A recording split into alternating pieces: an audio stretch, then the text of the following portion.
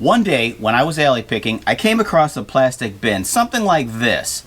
Inside, I found a man's personal items, including his driver's license, and shockingly, an American flag, folded just like this. Now, I was a bit saddened when I saw this. I know that sometimes at funerals what they'll do is they'll present the family with a flag if the deceased has served in the military. So, today, I choose to honor Lewis because I'm grateful for his service. In the United States, Flag Day is celebrated on June 14th. It commemorates the adoption of the flag of the United States of America on June 14th, 1777. So, in true alley pick style, I'm going to make a cool flag out of junk. Literally. Here's what I found in the alley that I'm going to use as the material for my flag. I grabbed a bundle of these laths from the pile in the alley. These were used for plaster walls in old homes. Here's what that looks like under the plaster. And here's a view from behind the wall. I often see these in the garbage because nowadays people use drywall instead of this older lath and plaster method. I separate out the longer pieces. I need them at least 25 inches long for the flag stripes.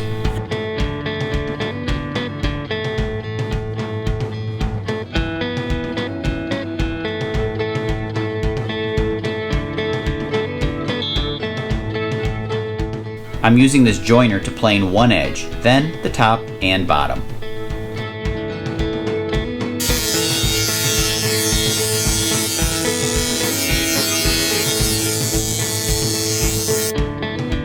I'm cutting them down to 1 inch wide on my table saw.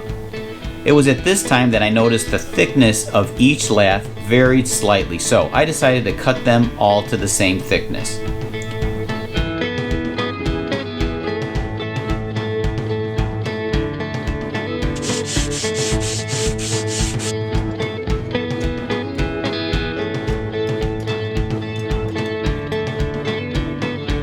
I'm using a propane torch to burn the wood. I thought this would be a nice effect, but in hindsight, I'd skip the burning. This old wood starts out pretty yellow. In fact, I'd use the lighter color pieces for the white stripes. I bought this 6-pack of Union stencils for $10 on Amazon. They come in 3 sizes. I'm using the medium size, 7 inches by 10 inches. I used an online flag dimension calculator to determine that a 7 by 10 stencil requires an overall flag length of 25 inches.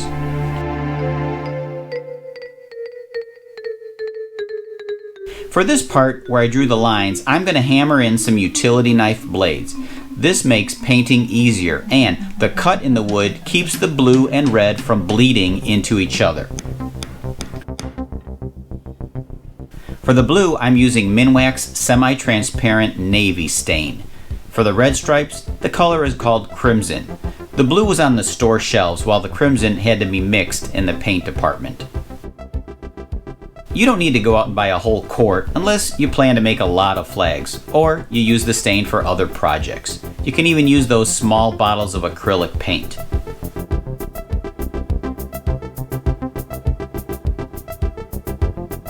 After drying, I'll flip the flag over. Be careful, don't flip the pieces over in the same position or you're going to end up with the blue on the wrong side.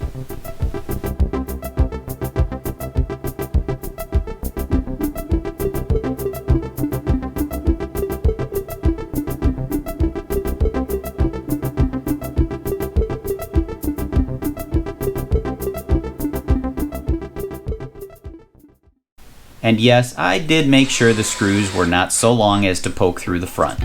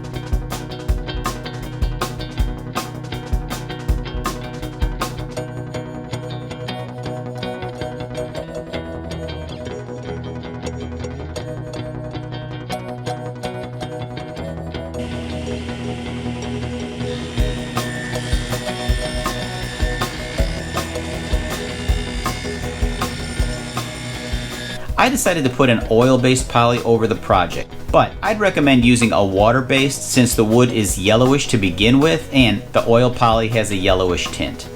I'm taping down the stencil and using a gray quilter's pencil since a regular pencil is not as visible. For carving the 50 stars, my choices are a carving knife or this Dremel tool using small carving bits.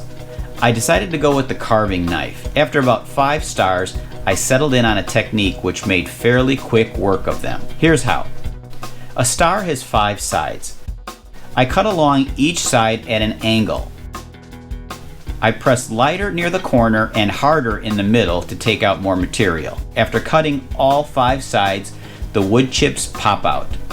Some needed a little maintenance, had to go back on quite a few of them to clean them up. I did manage to cut all 50 stars in about 3 hours. Sometimes I impress myself, and this is one of those times where an idea came out way better than I ever expected.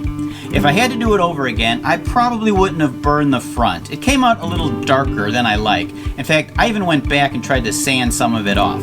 It would have made the job a whole lot easier if I used smooth wood instead of those laths. But I think it's way more satisfying making something cool out of an alley pick rather than a Home Depot pick.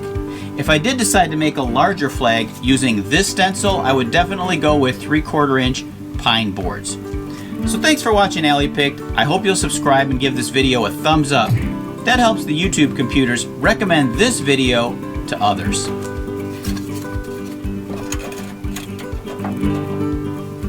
Until next time, I'll meet you in the alley.